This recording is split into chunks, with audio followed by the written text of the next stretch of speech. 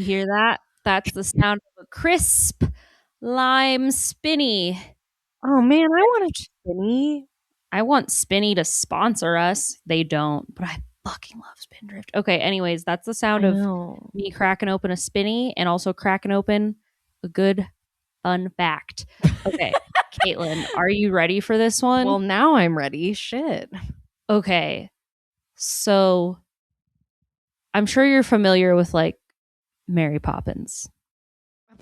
Duh. And how that movie had like a lot of chimney sweep content. Sure did. Yeah, okay. Dude, chimney sweeping was a horrible profession. I believe it. Like, and they had like kids doing it. Like little kids, like Alarming. 5-year-olds, because you had to be tiny to fit up the chimneys. Oh, there's so much I could say about chimney sweeps. Okay.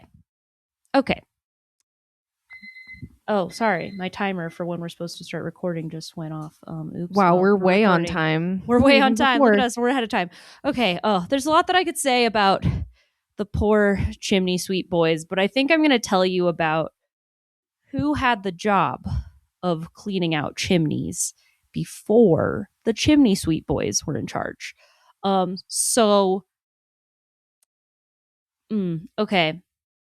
If you were going to pick out an animal that you were going to put in charge of cleaning your chimney, what animal would you pick? Probably like a monkey. A monkey? That's fair. You think you could teach it how to do it? I feel like they're smart. I think they could learn.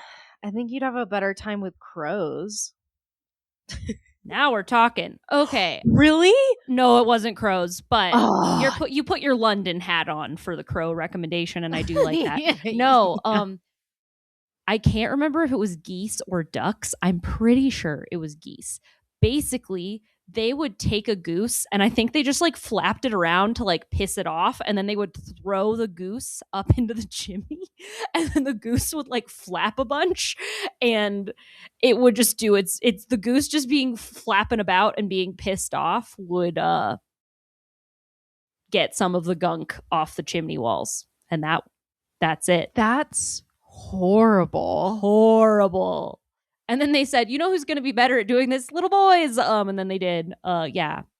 It really makes you wonder, like, why the fuck do we keep trying to make chimneys happen when it's just bad? It's bad news. The other crazy thing about chimneys is so in London, they instituted this, it was called the Hearth Law. And basically your taxes went up based on the number of like chimneys coming out of your roof. So if you had if you had a bunch of big rooms and then a fireplace and a chimney in each room, your taxes would be crazy. So what they started doing was having it so it was just one chimney, but they'd make all these they would connect all of the fireplaces with this like insane network of like horror chimney and to like get around this like law, and thus the work of the chimney sweep became more complicated. So that fact's not that fun, but imagining a goose covered in soot just like flapping around and that was your like cleaning technique is objectively pretty funny and also very fucked. So there you have it. There's your fun fact. I mean, I like the ingenuity. I mean, also geese kind of suck. Now I feel like I should have fact checked myself when it was geese or it was a flappy bird that was pissed it was in a chimney, and that's what you need to know, folks. A goose, because thems are a lot. Yeah. I think crows would be too smart to go up there. Yeah, they'd be like, nah, no. Also, a crow would just be like, the soot is black, my feathers are black, you can't tell if I'm covered in the stuff or not, so I'm just going to fly out. And you'll be like, black crow's still black, I guess it did it. Because crows are smart. And then I don't know if your house catches on fire. I don't know. And then your house catches on fire. Yep. All right. Well, there's your fun fact. Pretty fun. Marvelous. Mm-hmm. Wow. Okay. Yep. Anyway, hello, listeners. You're listening to the Average Climber podcast. I'm Lauren. I'm a certified personal trainer and climbing coach. I'm here with my dear friend, Caitlin. I'm Caitlin, and I'm a certified nutrition specialist. And I'm so mad I didn't grab a spinny before I got on this call. And I'm more hydrated than Caitlin for the first time in my life. Just kidding. Well, I have my big dumb cup next to me. Oh my gosh, you do have a big dumb cup, TM. But I have some really fun stickers. Yeah, I also have nice color too. A Taylor Swift section as well. A whole section. But yeah, amazing. My favorite one on here is burnt out but still optimistic. This little toasty marshmallow guy. Oh, cute! I love that. And then my sad pigeon. The horrors persist. Sad but pigeon. So do I. Speaking of birds. Wow, yeah. All if right. you were watching this on YouTube, you could see Caitlin's bedecked. Wow. Speaking of bedeckled, I would love to bedazzle my iPhone. That is like the most fun idea I've heard of in a long time. Oh, that would be. I feel like you should do it to a case, not the actual phone. But you could just get like a little. They'd get it back and be like, "The fuck is this?" And I'd be like, "It's bedazzled." Yeah, you'd be like, "Can you hope that doesn't void the warranty?" Okay. Anyways, all right. We got shit to do. All right. So yeah, what are we talking about today, Lauren? Today we're talking about geese and how to make geese better at rock climbing. Wait, perfect. No, we're not doing Nailed that. it. That would be crazy. Okay. Honestly, geese just dino to the top because they can fly. Full of rage. End of episode. Yes. Okay. So no, what we're actually talking about is fixing tactical and technical energy leaks. So we're talking about stuff you can do on the wall to have more energy. Okay. These things are going to be more about movement and tactics and less about like training to have endurance. Okay. But I will mention that like a little bit. We're going to do like an endurance episode where I dig into that further. So just be aware that if you're like, I don't want to listen to a whole episode about power endurance training right now, that's fine. That's not what we're doing. We're talking about technical, we're talking about movement and tactical things you can do to have more efficient climbing. Do some energy saving like on the wall. Bob Ross learned to paint equivalent of climbing. Yeah. Energy oh my God. I wish that'd be so okay. No, it is. It is because we say it is. A certain brush and tactic. Yes, a certain brush and strategy. Yeah. I wish my hair was rocking some Bob Ross volume. It's kind of in insomnia girl braids because I did some insomnia yesterday before we were. It's fine. All right, let's start talking about this. Okay. I just have 10 things. I have 10 things. They're in none particular order, but we're going to talk about them. Are you ready, Caitlin? Okay. I'm ready. Okay. Oh, all right. Giving you an outcome for this episode. One single outcome. I would love for you to pick, very simple. This is your homework. I want you to pick one of these things, and I just want you to try something related to this out in your climbing session, in your next climbing session. Just try one of these things out and play with it for like 10 minutes. That's it.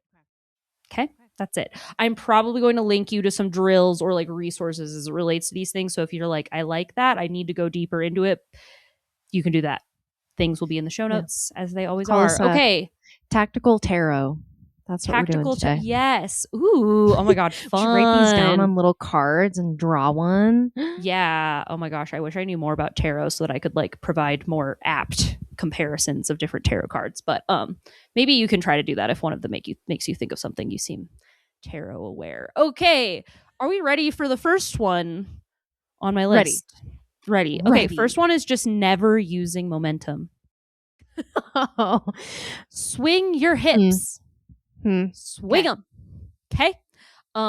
Some moves are just going to be a lot easier if you apply a little bit of momentum. If you climb in sloth mode, if you like look like you're in slow motion always. If someone watches a video of you climbing and is like, "Oh, did you accidentally give that to me at half speed?" And then you're like, "No."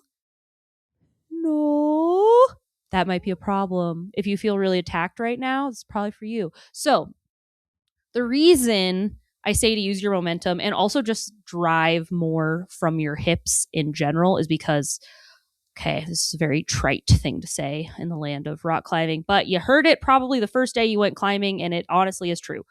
Our legs have a lot, like just look at them. They're provided that you're not something wild isn't happening. Your legs are probably larger muscular wise than your arms. Unless you've like really been made a whole religion out of skipping leg day. Okay. So like you are going to be able to drive more with your lower body. And like if you can swing your hips and learn to use some momentum and do that, it's going to be very helpful in your climbing. Because a lot of times what I notice, and the reason I like kind of group these two things together is like a lot of times when I see someone, like this is honestly one of the first things I look at, and like a very common thing that I work on with people is like, if I can see that you don't use a lot of momentum, usually it follows that you also are driving a lot of like the little momentum that you're using from your arms instead of your legs.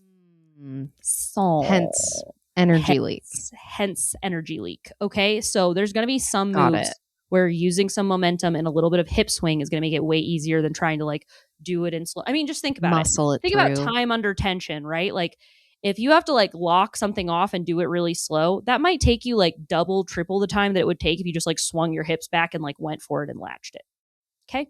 This is not me saying that it's Yeah. bad to lock everything off. There's going to be some moves that you literally cannot do with a lot of momentum, like 100%, but you want to have a full range of momentum in your toolbox. And if you don't, and if you're like, holy shit, I don't even do that. Honestly, this might be the most important one. Maybe you shouldn't have started with that, but like this is like very common and this will help your climbing a lot. So I'm going to link you to a couple of movement drills that I really like for this. And basically what you can do with movement drills.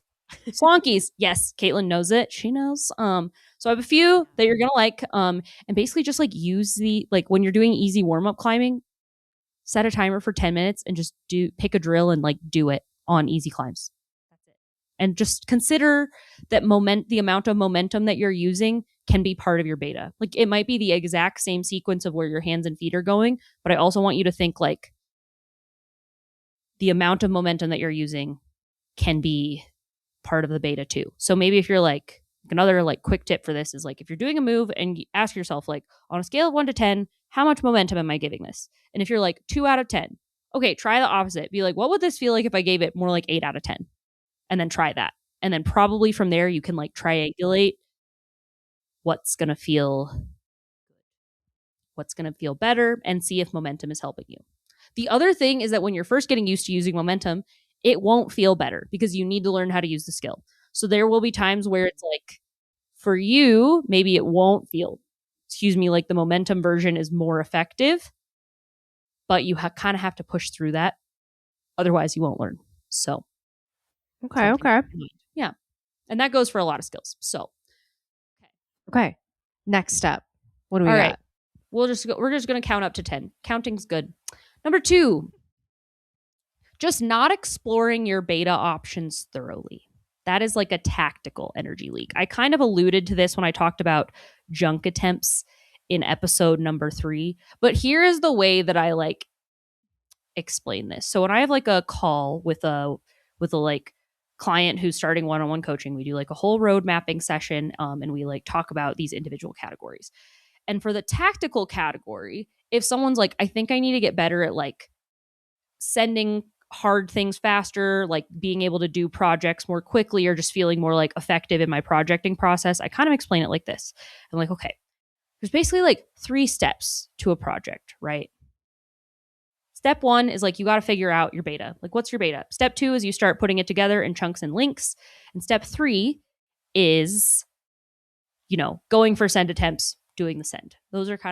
That's broadly speaking what goes on when you are working on a climb that is hard for you. If you find that you kind of find like one beta and then just like skip to the next step, but then very late in the process, you're like, oh, fuck, I think this beta actually maybe sucks. And then you have to go back to step 1.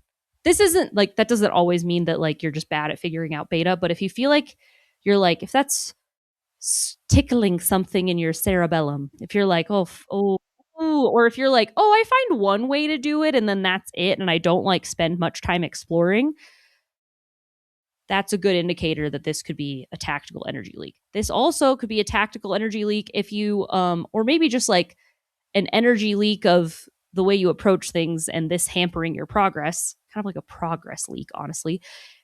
If you just like don't try a few betas and you just skip things, like if you just count climbs out before you even like try at least 2 different ways of doing it, problem.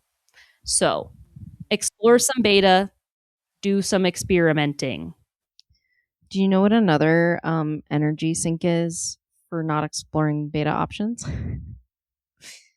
When you go to I'm the ready. crag and everyone yells at you that there's one beta and it really tanks your energy. That's psychotic. Yep. That's So yeah, also that's bad. Um yeah, physical and emotional energy yeah, sink that's a here. leak. That's a So leak for sure. big So leaks. that's one. That's pretty obvious, but like honestly, I think it bears mentioning because It does. It does. yeah, like Yeah. try some stuff. You also, if you're like me, I'm very stubborn, so sometimes people would be like, sometimes I need to people will be like, most people your size do it like this. And I'll be like, yeah, but I hate that. And then I'll try like 14 ways to Sunday. And then I'm like, You're like, okay, back to the well, short person way. back to the way that everyone said. But I feel like I learned some things. And It's good then to once I try. have tried all of the ways that definitely aren't working at all, and then I But go back to the more quote common way, then I am more bought in on the more well, normal then you way of can doing it. fully subscribe. The Then you can marketing fully worked. subscribe.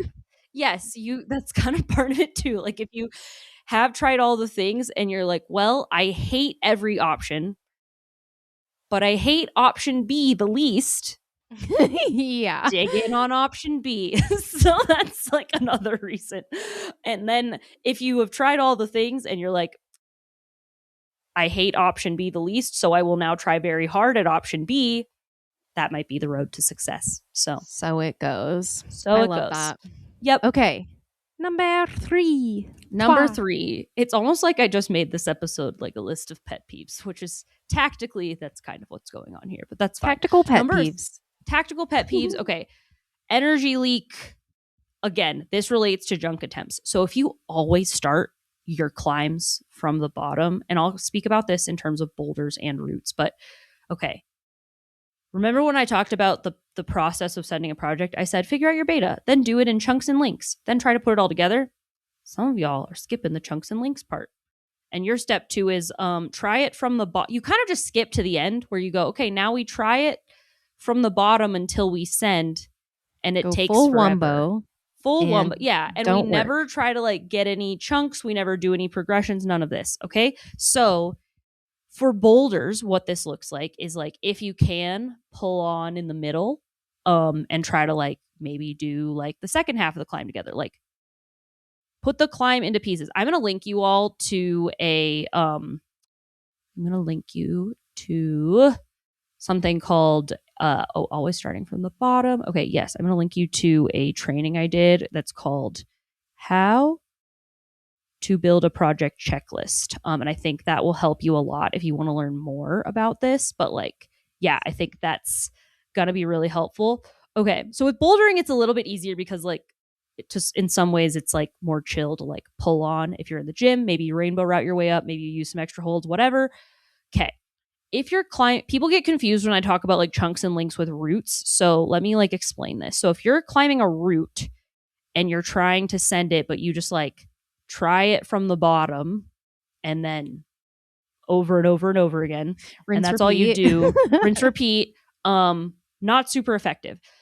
So to chunk and link a route, what you'll do is basically you're going to strategically like stop in certain places on the climb.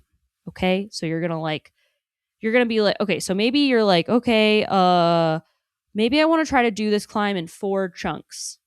Yeah. So you start with that.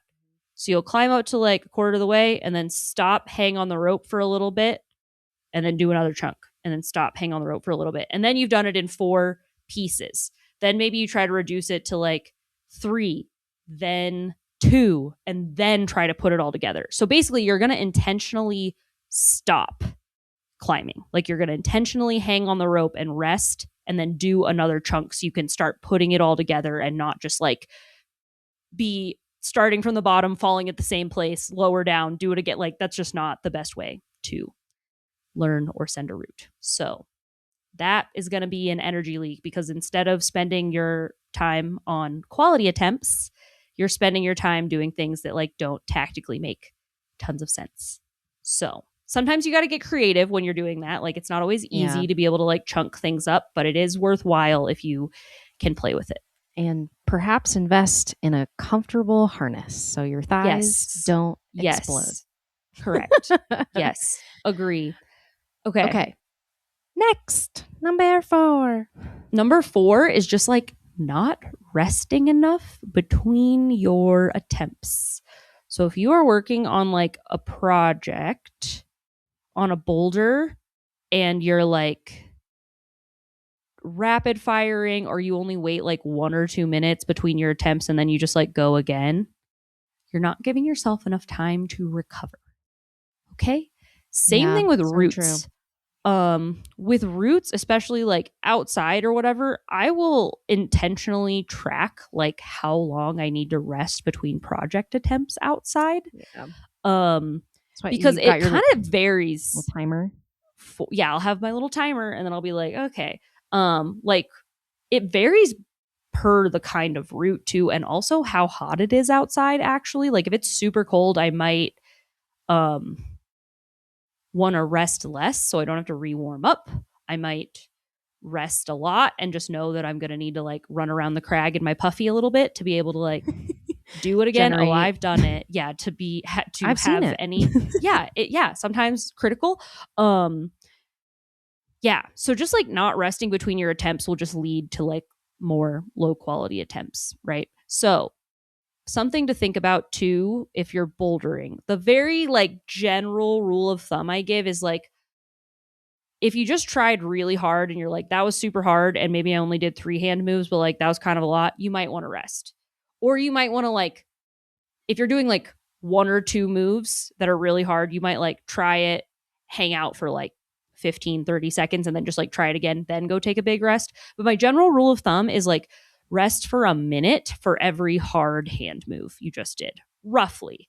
If you don't feel that like tired, you might rest like less, but there also might be situations where if you're trying like a really hard boulder project outside, like your attempts, you might rest like anywhere from like 15 to 20 minutes between attempts. So, but the one counting your hand moves and using that as a rule of thumb can be really helpful.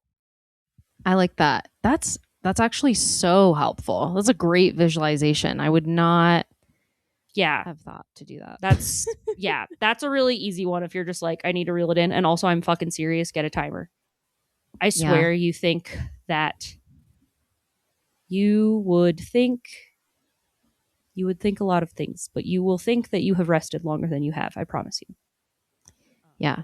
Unless you're really tired, in which case that 15 minutes doesn't feel long enough. True. There we go. Okay. Like, what number are we on? 1, 2, 3, 4, 5. I kind of did 2 on number 1, so 5. Okay. All right. The next one is become maybe controversial, but I do think it bears discussion. Okay. So readjusting your hands or like double pumping on holds. Okay. I am not talking about or like double or readjusting your feet, like tippy tapping your feet. I'm not talking about like you reach for a hold and you're on like a super shit part because you barely got it and then you like scoot your hand over because otherwise you're going to fall off. Not talking about that. Ideally, you aim better so that doesn't happen, but like, listen. Yeah. Life goes on. I'm also not talking about like a hold where it's like you grab it as a down pull, but then part of the beta is to flip it to an undercling. Technically, yes, readjustment on the hold, but that's like a readjustment that's intentional. That is part of your beta, right? I'm talking about if you watch video of you climbing, I bet you listener, if you watch video of yourself climbing, I would bet good money that you do this and you maybe don't even realize it unless you have specifically practiced not doing this. So I'm going to give you a warm up. You've probably heard, if you've been listening to this podcast for a long time, you've probably heard of it, but it's called the one touch drill. One It's touch. great. And you just try, or some people call it glue hands, but basically the idea is like you place your hand and you fucking commit. Okay. You like commit and you leave your hand there. Right. So that is a big one. That's like very much low hanging fruit climbing inefficiency. Like if I'm working with someone that's like newer to climbing or has like never specifically worked on climbing movement, that's some like day one foundational shit that we choose to work on. It's very good. So I will link you to that movement drill so you can kind of see what that is all about. Super helpful. Yeah. Hell yeah. I feel like that one transformed my climbing, honestly. So it's big. It is very big. Mm-hmm. Yep. Okay. Next one. I was counting up. Now we're counting down. We're at 6. Whatever. No, now it's 6. Holy shit. Listener, we've been doing a podcast marathon and my brain is starting to melt. So thank you for your patience. Because I can't count anymore, apparently. Okay. Number 6. Doing a lot of, if your beta involves a lot of big, long pulls,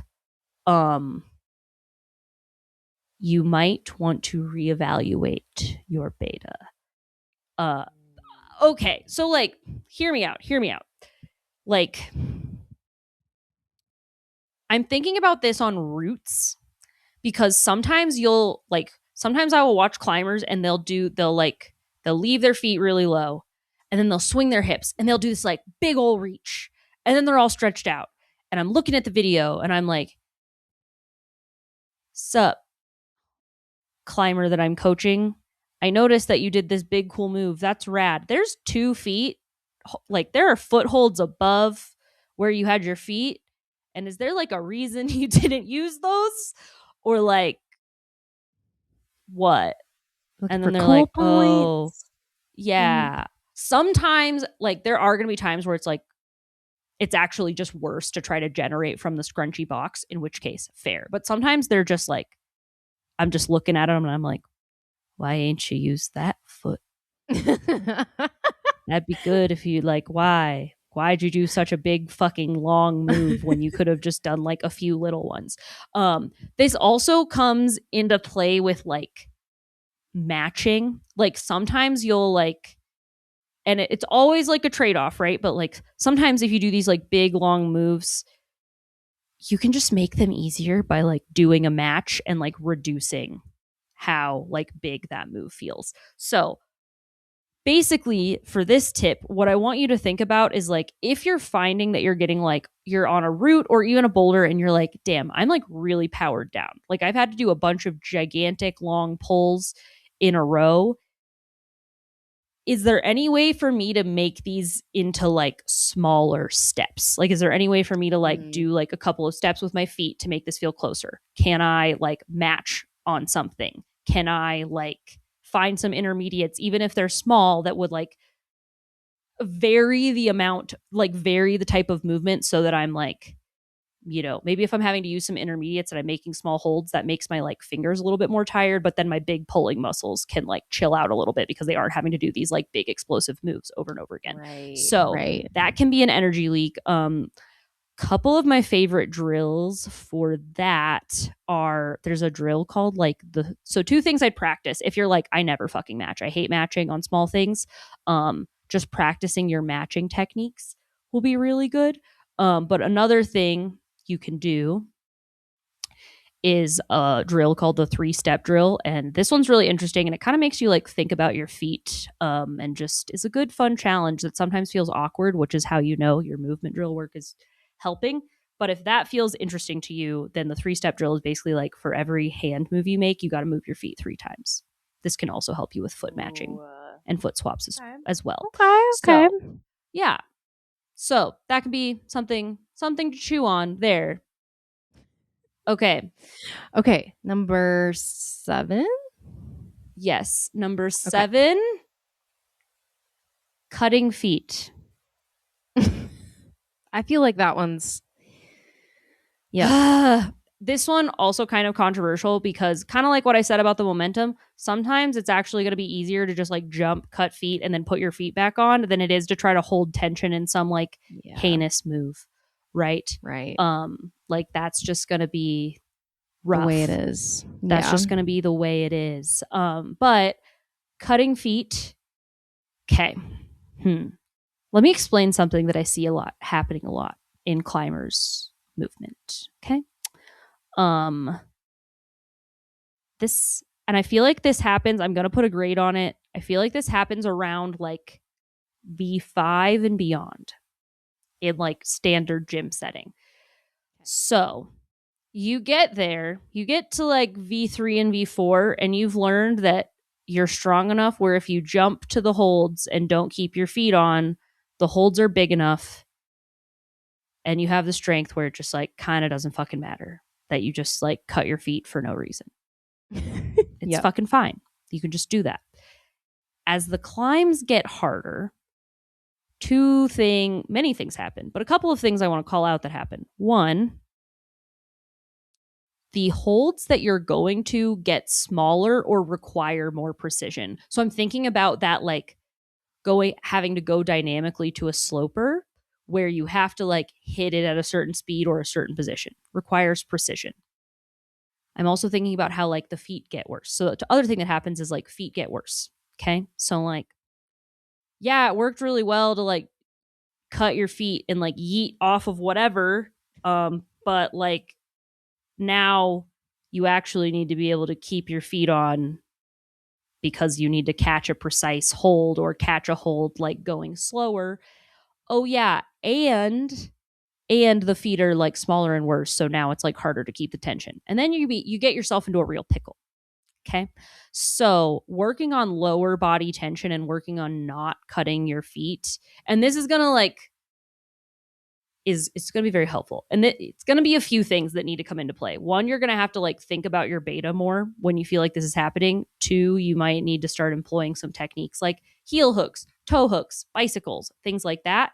But you're also just going to have to learn how to like keep a lot of tension in your lower body while you maybe do more dynamic moves, or just like understanding you're just going to have to become less jumpy for some of you. Some of you are like, I don't like to jump, and so this won't be a problem. But for me, this totally happened to me where I was like, I like to jump to everything, and now I am being punished for that because that doesn't work all the time. And also if you do that over and over and over again, it can actually just like waste a bunch of energy. So I see. Yes. Yeah. I'm the opposite of you. So I need momentum. You could jump more. Yeah.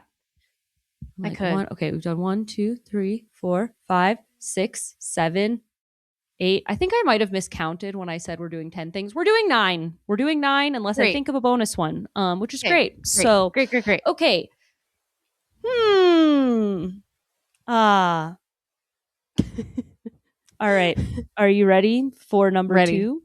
Okay. Well, number 2 is about pacing. It is about pacing and resting. So, all right. Pacing and resting. You see, some of y'all are not. This is, put your sport climbing hat on. This is about sport climbing. If you're a boulder, I don't know, hit fast forward, something. Although I do think this is still interesting because it can apply to some boulders. Okay. Sport climbers. Y'all probably don't rest long enough. Maybe you do. Maybe you're aware of this and you're like, no, I'm good at this now. I rest. But for a lot of sport climbers, you do not spend enough time at the rests, or you never rest. You never have like a specific rest. You do like a continuous slow slog up the climb with like a couple mini shakeouts here and there. And it's just like not super effective. Some climbs are like very sustained and like they're extremely hard because there aren't any defined rest. So keep that in mind. But like, you just want to like, you need to have a resting strategy for your route. Like that's going to be really helpful if it's like a project route. But I also recommend like even with on-site climbing, like I tell people like when you're like going to make an on-site attempt, what I want you to do is like identify 2 things. One, actually kind of 3. One, where's the crux? Yeah. Like, where's the crux? What do we think is the crux? What do we think we're going to do there? 2, where does it look like there's rests? Where does it look like you can shake out? Where does it look like you're going to want to rest? And then like 3 is what parts look like they might be easy and you should just like kind of try to crank through them. They're nothing to write home about. They're nothing to try to memorize. So knowing where you're going to rest, having some idea of your rest positions, and also like actually staying at the rests, really big. This really fun. So, okay. Things to think about with your rests, like the obvious things are like, mainly at a rest, the whole fucking point is how can I get weight off my arms? Yeah. And every rest is going to be different and you can get very creative, but like I would highly recommend like playing around with rest positions and like you're just going to have to scoot yourself around some holds and like fuck about until you like start to figure it out. So, one, I don't have a video for this, but one drill that I love to give people to practice this, and I think it's really fun. It's also very fucked up, but it's called the resting game. You'll do it with a partner. And your partner, I would say twice. Don't do this on something that's like absolutely limit level or like your absolute on-site limit, but maybe like something less step down. But your partner, have your climbing partner at 2 random points in the route, yell rest. Here are the rules. You have to stay there for at least 30 seconds. And like you can move around a little bit and like maybe move like up a hold or down a hold, but you have to figure out how to find a rest position and stay there for at least 30 seconds. Awesome. It's so, yeah, for my like clients where I like coach couples, and they're like route climbers, I will give them that drill and I feel like it's really fun. So that's awesome. Yeah, that can be a really good way to like practice and just try to like, especially if you need to like learn how to like if you're like, I gotta rest on the fly, right? Or if you're like, oh, I'm actually getting really pumped out, being able to like invent some kind of rest position on the fly, really good. Yeah. So speaking of like resting techniques too, like if it's a quality rest, like you might stay there for like a while. Like some rests on like routes outdoors where it's like a really good rest where maybe you can like lean somewhere, like get a no hands rest or something, where no hands being like where you can take your hands off. You might stay there for like 5 minutes or longer. Or if it's a sit down rest, shit, right? Like maybe on routes in the gym you won't do that, but like, yeah, man, it depends. But if it's like actually a good rest where you are getting something back, you can probably stay there for like at least a minute. And that's going to be better. I'm like blanking on some of the terms right now because my brain is presently melting. But like, oh my God, the energy system is escaping. Basically, it takes for your like power output and like power endurance type energy systems to recover. Yes. Like just standing around, if you like have fully depleted it, like if you've been redlining on a route, whatever, standing around like resting, it's going to take like at least like a minute or more for that system to like fully recover. Yeah. I wish if I need to correct myself, I will in the show notes, but these are the stats that I am recalling right now. But it's like gonna take a while. So like largely if you found a good rest and you really need to like recover those energy systems, like please, for the love of God, just experiment with what happens if you rest for at least a minute, maybe longer. I am also going to link all of you. There's like this, Eric Hurst did a really amazing job with like a breakdown of Margot Hayes' Send of biography. But basically what he found is that like the ratio of her, like he used the phrase like sprinting between the rests a lot. And the ratio of her going from like point to point, like she would do like a lot of climbing and then like rest for a while and then do like a sprint of like 60 seconds of climbing and then like rest for a while. And I believe he found that it was like a 1-to-2 climbing to like resting on the route ratio, which is like a lot.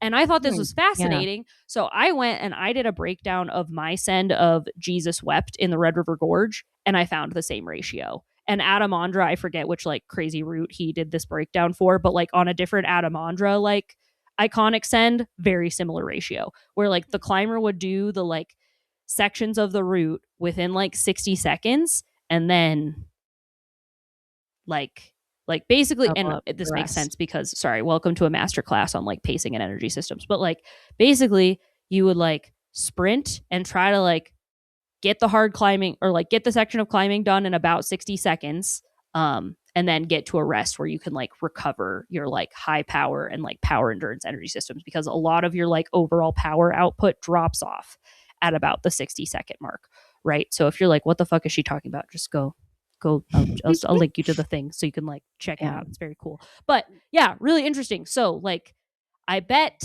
so if you're like, and this is not for every climb, like things that are more submaximal for you, you might not need to rest that much. That's why it's submaximal. But for shit that's really hard, and maybe more like boulder rest, take the rests. And you also might end up needing to like try to climb faster, on certain sections of the climb as well. So yeah, Caitlin, feel like thoughts on this is that? your like well, this is your like 8 and 9 because it's like shitty resting techniques and Oh, not taking enough time to not taking, rest. yeah, exactly. It's like resting techniques where you're not like actually getting into a cozy position, and also just like not recognizing that like pacing is a whole part of Right, sport right. climbing. Pacing and tempo honestly are like how fast you do things, the like speed at which you do certain moves. Chris Hampton calls it like rhythm. Like we got like tempo, rhythm, Yeah. and like your pacing. Like all of these things are also like a whole part of climbing, and that's also kind of ties into like using momentum or like doing certain moves faster. So Yeah. so just all that, just All all that. that, Think just about it. figure that Okay. out. So but yeah, Last like but not least. last but not least is just breathing. You gotta No, not breathe. just breathing. Literally not breathing in all caps is what you have. Not breathing is what I wrote. Yeah. If you ain't breathing while you rock climb, You ain't climbing. that's bad. Plain Yeah. and simple. There's a lot I could say here, but like you're okay. If you don't breathe, you get all stressed out. Oh, I actually have one more. I do have a 10th now that I do have an official 10th. This one's like probably some day one shit as well, but I do think it bears repeating and I have a fun experiment for you. But yeah, like you got to breathe. A drill, okay, like a couple things. One, for really hard moves, you might have to like tense your core, and that's going to involve like holding your breath or like expelling a lot of breath, right? But for the like more chill parts of the climb, you want to be breathing deeply, because if you aren't breathing, you are telling your brain that you're like running out of oxygen, and then your brain's going to like start doing the thing where it gets really stressed out, and then you can't focus, and then you can't make good decisions, and then you're like panicking on the climb, and like you gotta fucking breathe. Like not breathing and not leveraging your breath is just like a huge energy leak and is going to cause you to feel stressed. And I learned this like I learned like it took me until I was like working on my 513 project to learn the importance of this. But literally, there was a guy at the crag who's like a 514 climber, like working on something crazy next to me. And he's also a coach. And I actually thought this was so funny, but he just started breathing so loud that I could hear him. And I was like, and I actually loved it. I did not, I was like, oh, I can just breathe in time with this homie at the bottom of the crag. And I felt so much better. Like that was like a flip that happened in the middle of my process where I was like, holy fuck, if I like actually focus on breathing evenly and keeping my breath like even and steady throughout the climb, it Yeah. makes like a gigantic difference, because your muscles need oxygen, right? Like if you're not breathing, you like it's bad. So I will also give you a drill for this that you can work on. It's called matched breathing. Basically, you just try to work on matching your breathing to your movement. Please, please, please. I've had some people try this and they were like, I got really lightheaded. And I'm like, okay, if you're climbing really fast or like, I say like one breath per movement, whatever, but like you might find that you, with the pace that you're climbing or whatever it is you're doing, you might do like inhale, hand, exhale, foot. Like you might need to change up the pacing a little bit. So if you feel like you're fucking hyperventilating, that's not the point. It's just try to find like an even breathing pattern that matches the pace of your climbing. So breathing. Okay, my last bonus one. Caitlin, I wonder if you can guess this one. This is not actually my bonus. This is actually my 10th that I just thought of, but we're adding it. Caitlin, have you What's like one of the first things you feel like they teach you, like in your first week of rock climbing? Oh, Like we've talked about use your legs, but is there anything else that you feel like you learned or heard about? This one's uh, more of a hands thing. I, I would say it's like probably don't full crimp or something about like hanging on your arms or something. Okay, no, those are both good ones, but no, it is not that. I'm Okay. talking about Okay. over gripping. Oh, Yeah. This one also kind of yeah. like relates to like the double pumping. But Yeah. if you are someone, especially someone who feels like they get kind of stressed out on the wall, especially if you're like newer to route climbing or like newer to leading or just like still working on being comfortable on lead or being high up on the wall, you might be doing the overgrip. So, the exercise that I will give you to try out, and this is kind of a fun one.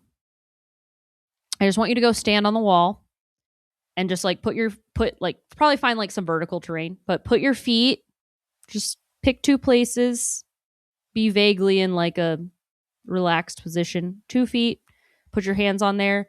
And I just want you to stand and I want you to see how relaxed you can make your grip on the holds before you like start to fall backwards. Okay. So grab like how you normally would and then just like let your grip like relax until you're like, okay, I cannot stay on the wall if I Go relax beyond. any further. Hmm. Yeah. Okay.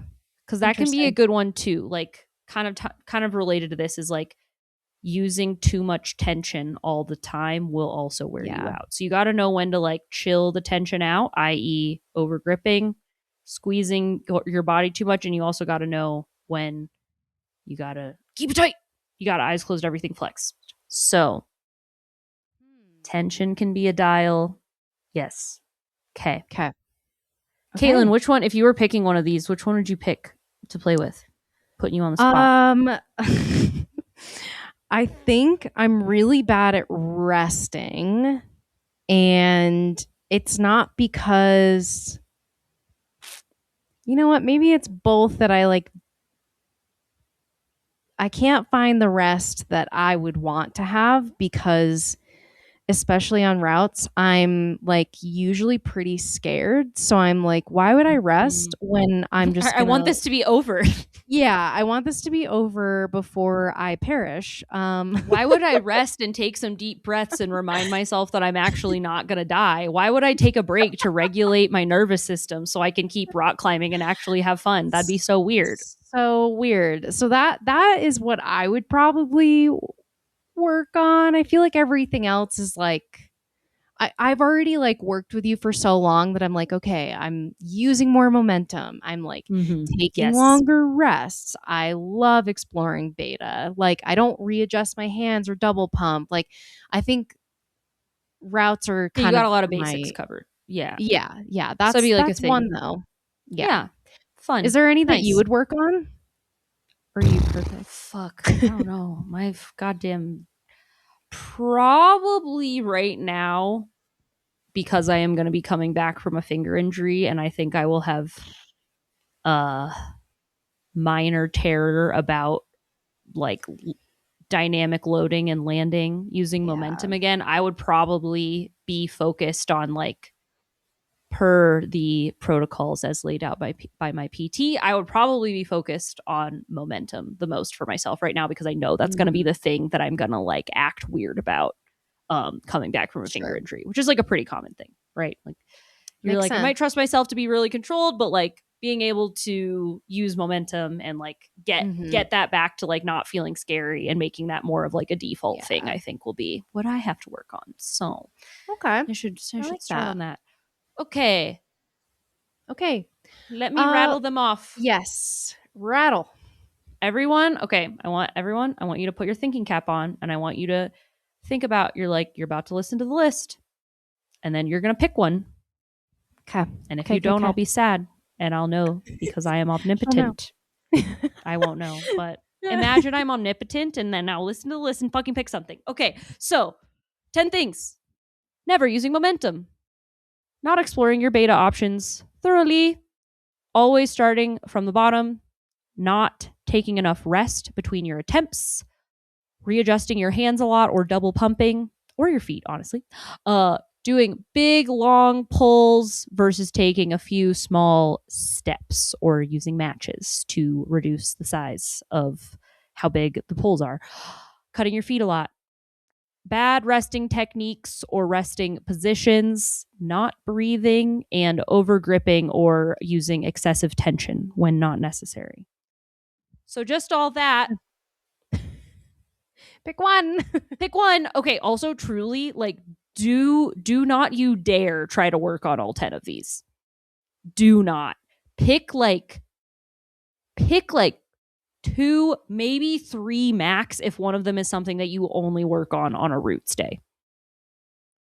Like with my clients, we pick one main movement goal that we work on for 12 weeks. Like we pick one main overarching movement goal that we work on. We obviously work on like more than, we do other things. We don't just go heel hooks and then only do heel hooks, but we pick one main focus and we try to like get good at that. So if you pick 1 or 2 of these things and commit to working on them for a few months, that's fucking dope. And then you can revisit this episode or revisit this list and be like, anything else jumping out at me now? Yeah. So, yeah. Okay. My 2 favorites would probably be momentum and readjusting your hands and feet. Those are usually like the momentum Big, and then like commitment / precision. Those are like the heavy hitters. If you've never worked on movement before and you're like, I don't think I do either of those, I would maybe pick that. If you're like looking for a movement thing to work on. So very cool. Sick. Okay, man, Lauren, what are we freaking talking about in the next episode? Oh my gosh, it's a you episode. Okay. It's a me. It's the you. Okay, so come back here next week. We're fully switching gears and we are talking about energy roller coasters, blood sugar, metabolic health. And Caitlin's even going to talk you through some eating techniques. And no, she's not going to teach us how to use chopsticks, although that would be cool. No. So that's going to be sweet. So we're doing a big gear switch. We're talking about nutrition. Caitlin, anything that you want to remind people about as we wrap this one up? As always, I would say if you're like, it's my time to shine on the nutrition side of things, and that's my energy leak right now. You can schedule a 15-minute clarity call with me, link in our show notes. And that's all I got. What do you got cooking, Lauren? Amazing. Let's see. Okay. Things apply to work with me one-on-one. If you're like, I feel that I have some technical, that's a word, technical and tactical energy leaks that I want to work on. And maybe it'd be like kind of cool to talk to Lauren one-on-one about like which ones I should work on specifically. And then maybe I would like follow through with it if I did a 12-week thing with her. Yeah, that'd probably be kind of dope. You'd probably like get shit done. So apply to work with me one-on-one. We would figure that out. We would do the things. And then also crew enrollment is going to open up mid-March. And that would also be a great way to improve your tactical and technical energy leaks as well. Because we work on both of these in the crew always. We are always working on becoming better at moving and better at using tactics. We are never not working on that. Always be tactical, technical stuff. ABTTS. Yeah, ABTTS. That was a good sentence. Boots. Okay, amazing. All right. I think we can wrap it up there. Incredible. Well, we'll see you back here for episode 5. I'm stoked. And until next time, everyone, keep it average.